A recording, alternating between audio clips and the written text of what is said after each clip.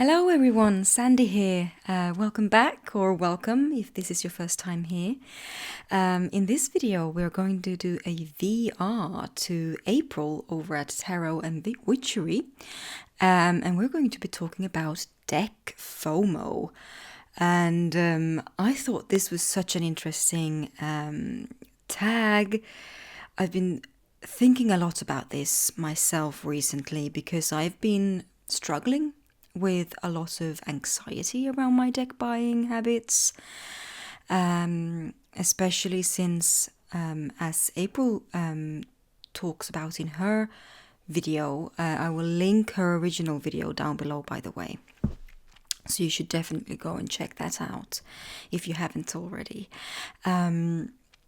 But something that she talks about is the feeling of lack in your life, and that's triggering her deck FOMO. And this is something that I've been thinking about a lot myself lately, and that's why I felt like I should do a VR to this.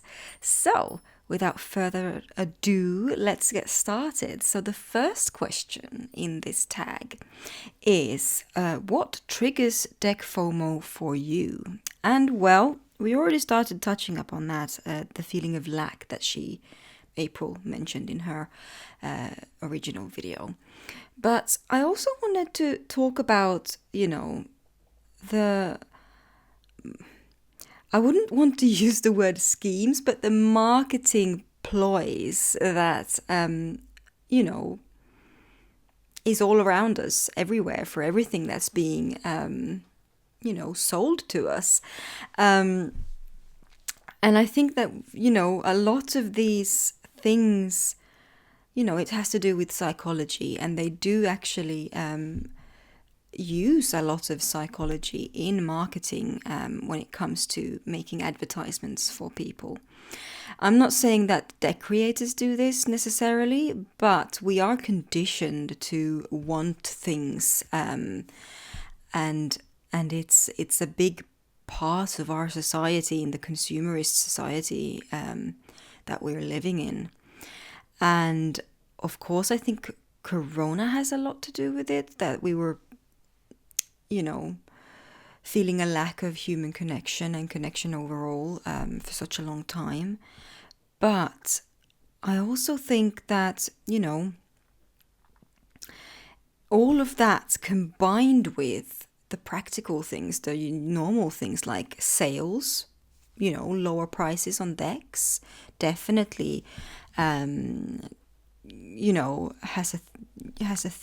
a finger in the game when it comes to tempting me, and also limited print runs, small indie deck productions, Kickstarters that you don't know if they're going to be available after the Kickstarter or not. You never know. Things like that. Unique decks, decks that are out of print. Especially if you find a really good deal on an out-of-print deck, that really triggers my FOMO. Because what if I will miss out on some great wisdom that will magically make my life better? But that's not how it works. And I know that's not how it works when I start thinking rationally about it. But in the throes of deck FOMO, you don't really think rationally, do you? You just think of the next new shiny deck that you could have and play with, and how much fun, and all of the endorphins that are going to get released when you receive that parcel in the mail. I've definitely thought a lot about this, and I've started to really try and recognize these things in myself, which kind of is a segue to question number 3. So I'm going to continue this discussion once we get there. But the second question is, what is a FOMO deck purchase that you regret? And, well, I must say I have bought decks that I haven't ended up using And but those haven't really been FOMO purchases. They've been deliberately considered purchases that I just thought were right for me, and then they ended up not being right for me. But I don't say that I regret those purchases, because it's a step on the way for me to learning what kinds of decks are for me. I mean, without those failed purchases, I wouldn't have found my way to the decks that I well and truly love right now, is how I tend to look at it. There are a couple of FOMO purchases that I've made, but I will be mentioning them later, because so far I've been really lucky with my FOMO purchases. I do have a couple of decks that I've bought as FOMO purchases, though, that I haven't started working with yet. So I suppose, in a sense, they would count as, but I don't regret them, because I can't regret something that I haven't experienced yet, if you know what I mean. So, well, there is one deck. I bought the Osho Sen tarot, which I haven't worked with yet, and I'm feeling a little bit of a aversion to working with it. I bought it because so many people said they loved it, and I've had a fear of missing something really important out, you know. Then I bought it, and I think it was while I was waiting for it to be delivered to me. It had already been sent out, so it was too late to cancel. While I was waiting for it to be, delivered, I found out about the cultiness about Osho and all of that, and I kind of lost interest. But then I thought I will give it a chance, because, like I said, so many people have worked with it and found meaning in it, and but it still just sits there unused on the shelf. I have not picked it up, not even once. I haven't done a single reading with it, and yeah, I'm wondering how long I should hold on to it before I just give up on the whole idea of starting to have a practice with it. So I suppose Osho Sen would be as close to a FOMO purchase that I regret as we're going to get, So the third question that I was alluding to earlier is, how do you set limits on your deck purchases or your FOMO purchases or whatever? And I suppose, as we were talking about earlier, trying to be more aware about my deck purchases overall, trying to think about what I've got in my collection, what decks I actually feel drawn to the most, and which decks I actually work with the most. That's definitely something that I consider. And also, do I have a deck already? This is a thought that Lisa Papes and Peggy Papes over at their channels talk about a lot. Do you already have a deck that fills this function in your collection, So that's definitely something that I've thought about. I've actually quite proudly decided not to buy a couple of really tempting decks lately. I thought for the whole time I've been following Tarot of Oneness on Instagram, I thought I'm going to get this deck as soon as it's available on Kickstarter. But when the Kickstarter came around, I sat there and I looked through the cards on the Kickstarter page, and I suddenly just realized, no, I'm probably not going to use this deck. I already have the Spacious Tarot, and I still haven't had the chance to get to know that deck properly yet either. And I really love the Spacious Tarot in many ways. So I thought to myself, Tarot of Oneness can be skipped this time around. We'll see what happens later. Maybe I'll regret that, but I have a lot of decks to work with, so I don't think it's going to be a problem. Another deck that I skipped out on lately was the adorable Boo Tarot. I'm still not 100% sure why I didn't order that deck. I think the reasoning behind it is, now when I'm thinking back on it, is that Celia Melsville, that has done the Boo Tarot, or made the Boo Tarot and the Tarot Renard and all of those beautiful decks, all of her previous decks are still available on the website where she sells her decks. And so I just felt that the chances are I'll be able to grab that deck later if it really, really calls out to me later on.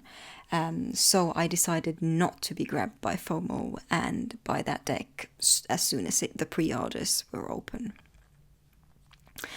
I try to also think about my budget when purchasing decks.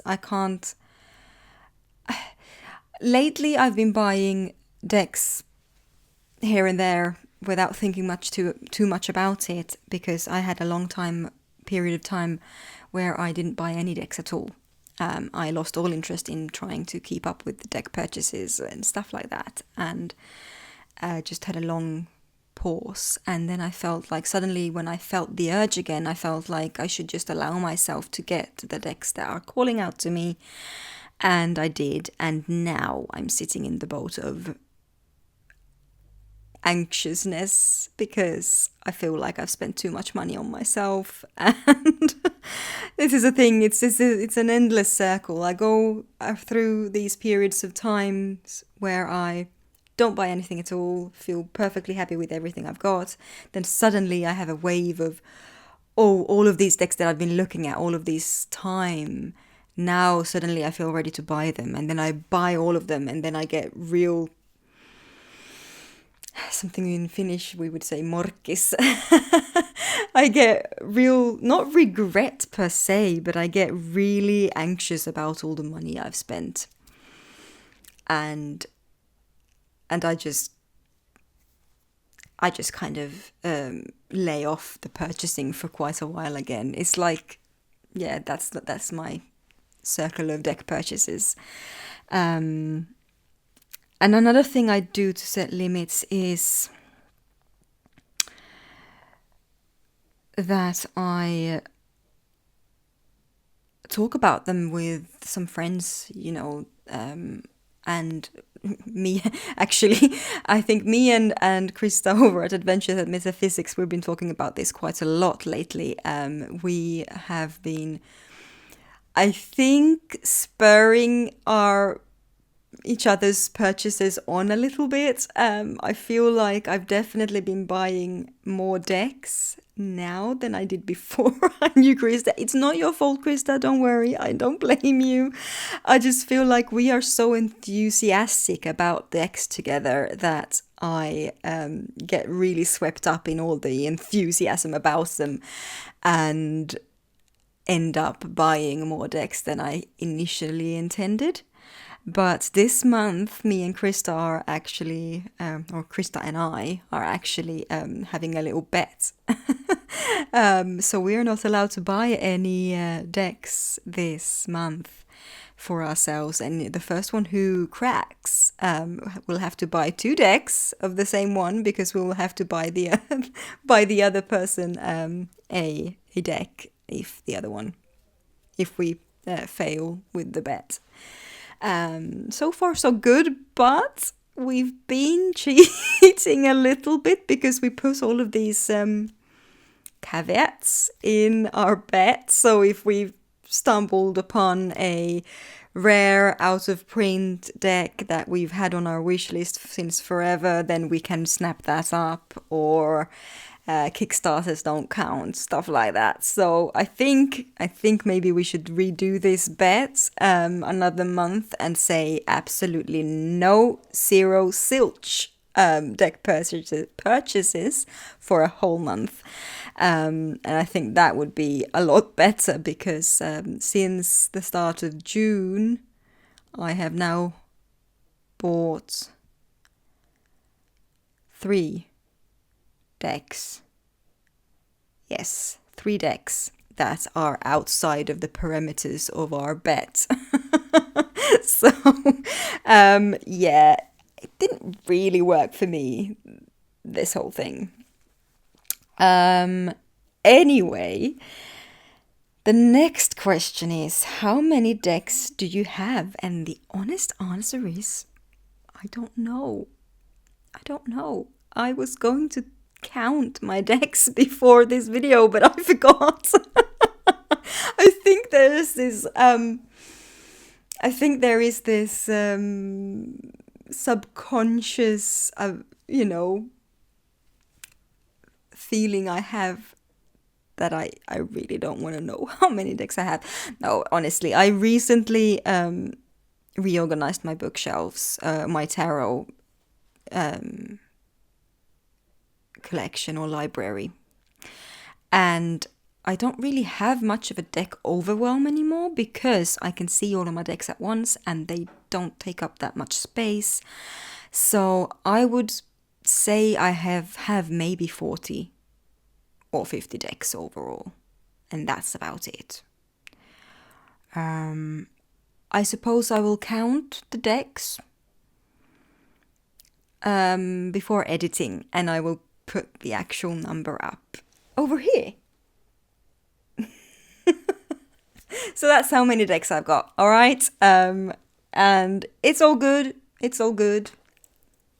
I don't really mind. As long as I don't feel overwhelmed and I'm running out of space, then it's all good. So, the next question is, how many decks do you need? Well, I suppose I only need a handful. I don't know. At the moment, though, I have so many decks that I absolutely love and adore that I would say I need at least 10. At least 10. Yeah, 15 maybe. 20. I don't know. As many as I want. That's how many I need. I'm trying not to add blame or judgment on myself for my decks. I've been doing this toxic thought pattern for way too long, and I'm working really hard to get out of, self-judgment, self-hatred, if you're allowed to talk about those very sad and serious things here, which I am. I suppose it's my channel, I can do what I want, but still I try to be a haven. I want to be a haven for all of you tarot lovers out there. I want to be a happy and relaxing channel to watch, but that doesn't mean we can't talk about substance. And I've been going through a lot the last few years. I've been having a tough time overall, and tarot and oracle decks have really helped me through a lot. And so it is also part of my recovery to stop judging myself and stop putting all, shoulds. I'm going to stop shoulding all over myself, because should is a pointless thing, really. When you think about it, it's really difficult to not think about it, though. I should clean, I should be more creative, I should take better care of myself, I should eat better, I should read more tarot, I should buy less decks. It's never ending. in the end of the day, the only thing that matters is that you are comfortable with yourself in a way that, that you accept yourself for who you are, that you love yourself, and that you are kind to yourself and to others. And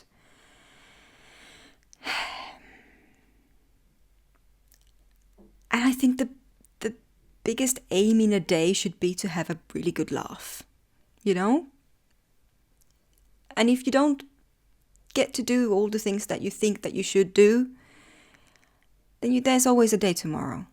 And if there isn't a day tomorrow, then who cares? So, yeah.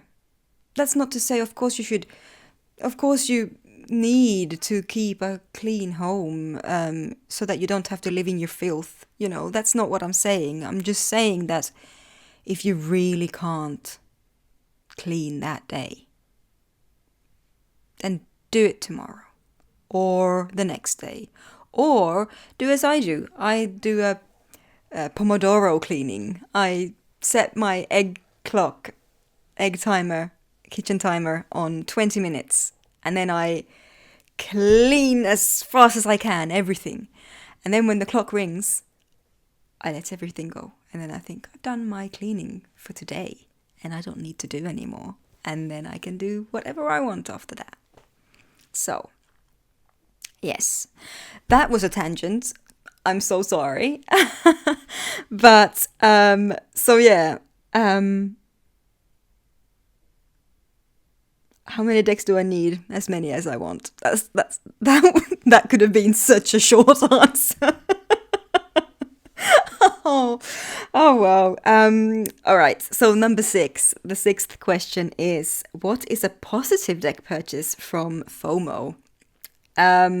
Well, I actually have a few of those, but I've only picked out 3 to show you. So the first one that popped into my mind, I will actually show you these in chronological order, in the order I got them in. So the first Fomo deck purchase that I got that was positive is actually the same as April's, and that is the Guardian of the Night. And I actually considered this for a long time, but then I think it got sold out, and then it came back into stock, and I immediately snapped it up because I was like, so, all right, back up a little bit. So this deck, the Guardian of the Night, was the first deck that I ever dared to purchase from America. And it's also an indie deck. So that's why it was a Fomo deck purchase for me. It cost a lot for me to get this in, and it cost more than I would have usually spent on a deck. I still don't like spending a lot of money on decks, as you've probably gathered by now from all of my ramblings so far. But this deck has proven to be, it just never fails. It never fails me. This deck took me through the deepest, darkest days of my burnout, and it helped me get back up on my feet in a lot of ways. I can't even explain. It's a beautiful, beautiful deck. I love MJ's guidebook she wrote for it, which I had to buy separately through Amazon. So it cost even more than people than the people who got it the first time around, I think, because the decks that she sold the time around when I bought it didn't come with the guidebook. So yeah. Oh, it's just such a beautiful deck, and like I said, it has helped me immensely. So yeah, that was my first one, Guardian of the Night Tarot by MJ Cullinane, by the way, if I forgot to mention that. The second one that I bought is quite recent, and I've shown it a few times already, but it is a deck that I bought because of Fomo, because the Fomo was created by the creator in this one, actually. It's the Trionfo della Luna with the illustrated pips by Patrick Valenza, and he went out saying that he didn't publish any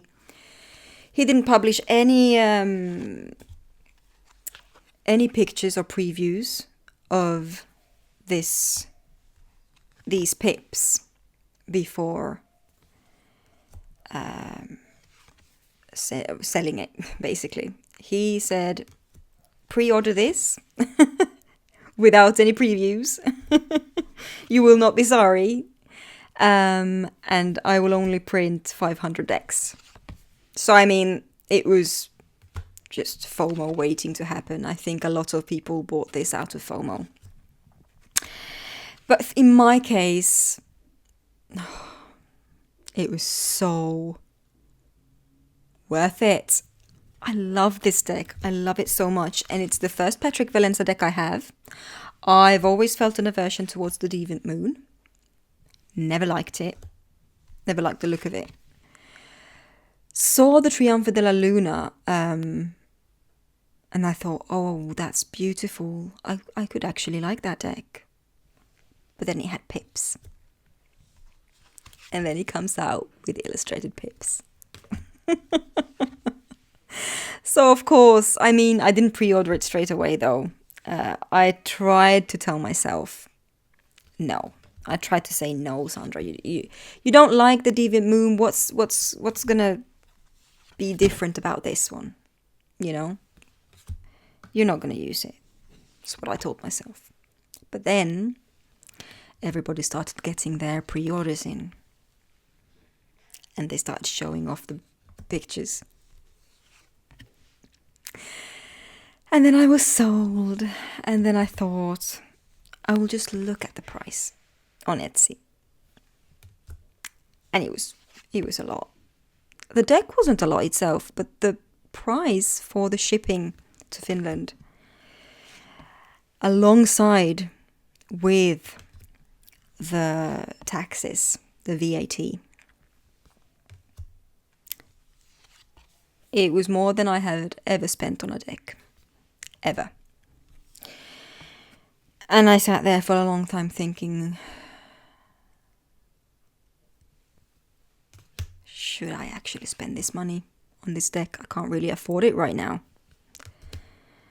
I couldn't back then. Oops.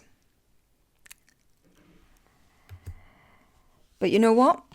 FOMO took over. And I'm so glad it did. I love this deck now. It's... the characters just feel so special to me. I love their little personalities and they just make me laugh and smile, and I love it. I just love it so much. So yes, this is a very successful FOMO purchase for me. And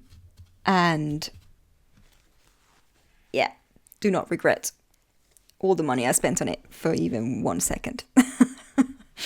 The next one is probably not going to be a surprise for any one of you who have seen my my previous videos. Quite recent videos is what I'm trying to say, and that is a FOMO deck.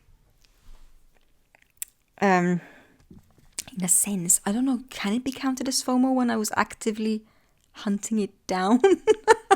I don't know, but it's a deck that I really, really wanted, and it turned up, it came into my path, and it was the second, it was then it, when I bought that, it replaced this deck as the most expensive deck I'd ever bought. So this is the most expensive deck I've ever bought, and it is my special, lovely, fantastic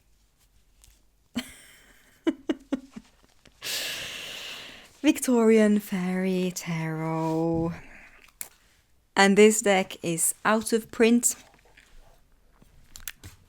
And I got it from a very special lady in the Netherlands who sold it to me.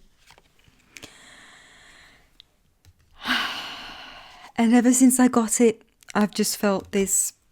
Whenever I hold this deck, I just feel this sense of peace and calm and happiness and joy. And I adore this deck. I love it so much. So yes, I bought it because of FOMO, in a sense. Because Krista, over at Adventures in Metaphysics, introduced me to this deck through a reading that she did for me that was just so spot on and so special. I rewatch it still to this day, every now and then. And yeah, this deck gives me chills every single time. And I adore it so much. So, those were the 3 decks that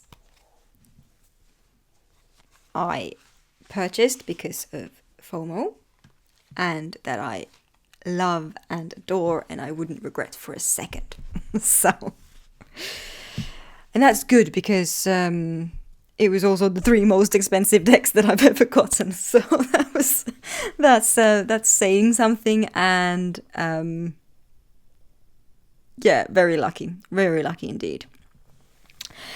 All right, so the last question number 7 is, what are your thoughts on the current state of deck FOMO in our community? Well, I think I've already touched a little bit on this in the beginning of this video, but I do feel that we are all being affected by the collective enthusiasm and the collective love that we all have and share for the decks that we have. And I definitely get affected by all of the first impression walkthroughs and reviews out there where people are just really, really enthused about the deck or excited and happy. I know that there's a hashtag going around, Lisa made me do it.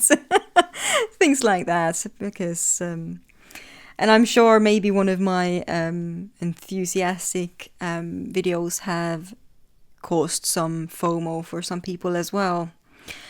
And that's all, well and good, but I do think that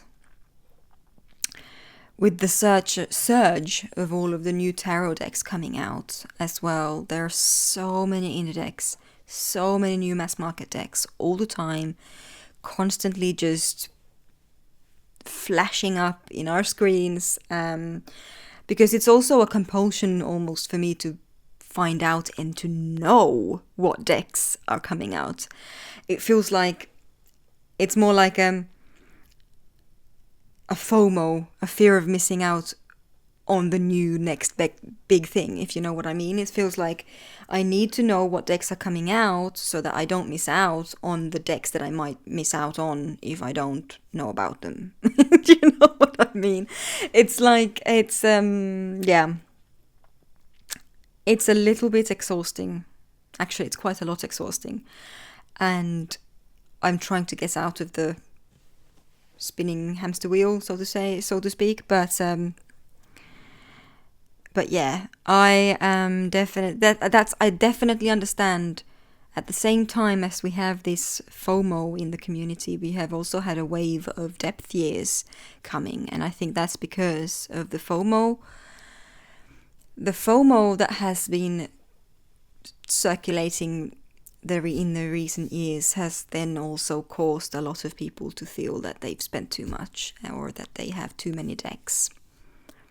So there's been a surge of depth years, there's been a surge of decluttering videos, lots of people getting rid of a bunch of their decks, constantly viewing over your collection and getting rid of decks that might not be serving you anymore, stuff like that. So in the end, I think it all balances out. You know, we have FOMO, then we have decluttering, then we have depth years. It's all fine. Whatever is good for you, you do you. Whatever makes you feel good, I say. As long as it's not hurting anybody else, as long as it's not hurting you and your life, and as long as it's not affecting your economy and your ability to take care of yourself and your family, then it's all good. It's fine. Don't worry about it. If a deck is meant to be with you, it will come to you. If it's not meant to be, then it won't. And also, really, you know, with the deck or tarot community as it is, it's fairly easy to move along a deck that you don't want. Fairly easy. Maybe not for everyone. I myself live in a country where tarot isn't a very popular thing. So if I want to trade or sell a deck, I would have to send it abroad. So that might, you know, make it a little bit more difficult for people like me who live somewhere like that. But with that said, postage prices are also going up. So there's that to consider as well. But either way, what I'm trying to say, very long-windedly, is that you shouldn't stress too much about any of this.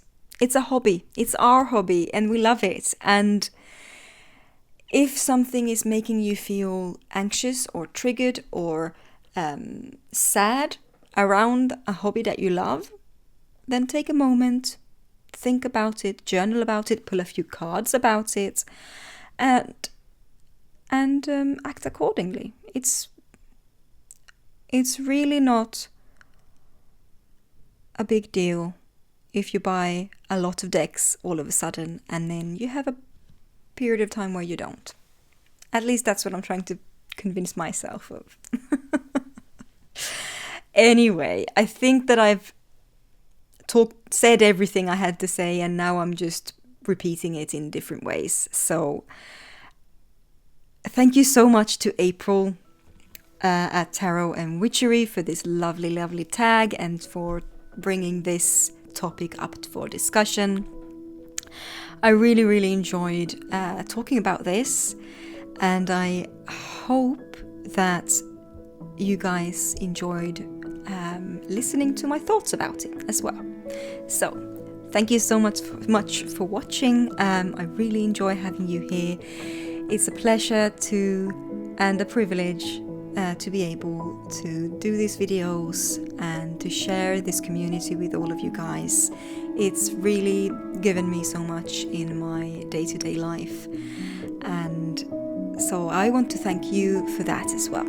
So please take care of yourselves, be good and well, and I'll see you in my next video. Bye.